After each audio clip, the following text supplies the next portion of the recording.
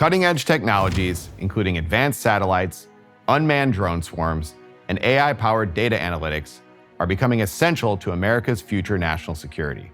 But unless the United States modernizes its development, procurement, and deployment of these types of capabilities, it risks losing its technological edge to emerging near-peer competitors.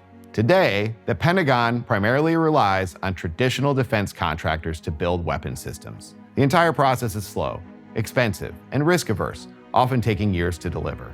Meanwhile, conflicts in Ukraine and Israel have reinforced the lesson that technology advances on the modern battlefield will be measured in days or weeks, not months or years.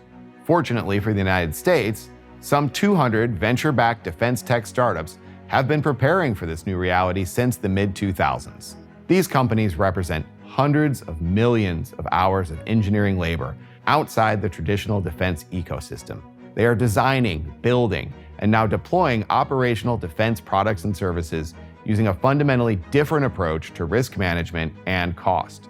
Unlike traditional defense contractors, these startups move swiftly, using their own product roadmap, funded by venture capital.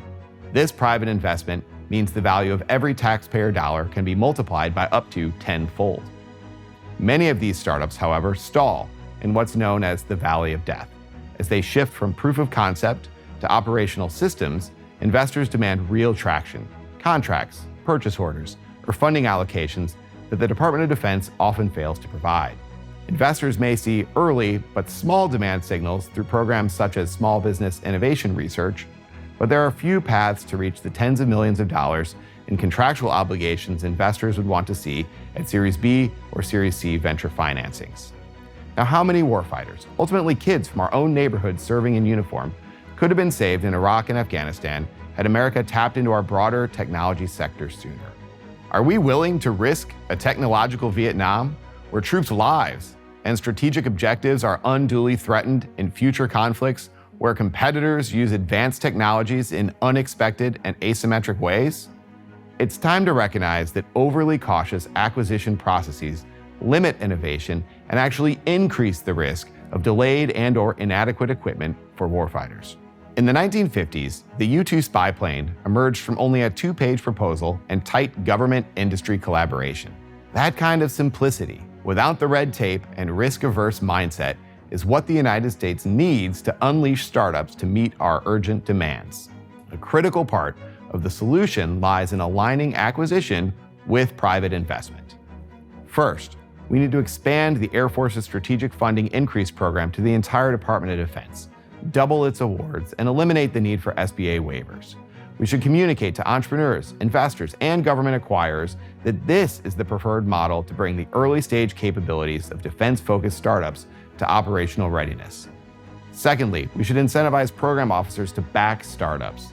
Currently, choosing an unproven firm over a traditional contractor is often perceived as an unacceptable risk, and possibly career suicide. By rewarding officers who champion startups, the culture could shift towards innovation.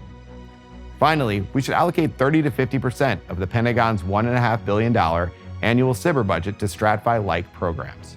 This allocation could support many more startups and ensure that modern technologies reach the battlefield quickly. This will also help create a reliable market for investors. Not every company will be successful, but at least investors could count on funds being available for startups that rise above the fray. These necessary, yet targeted reforms don't demand a comprehensive overhaul, just bold action to unlock an already dynamic and growing defense industrial base.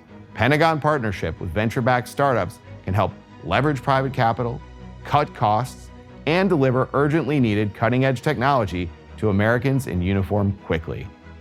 In a world where technological superiority defines our national security, America cannot allow antiquated risk management approaches to delay the tools our warfighters need to keep us safe. The United States should embrace a new model to secure our future.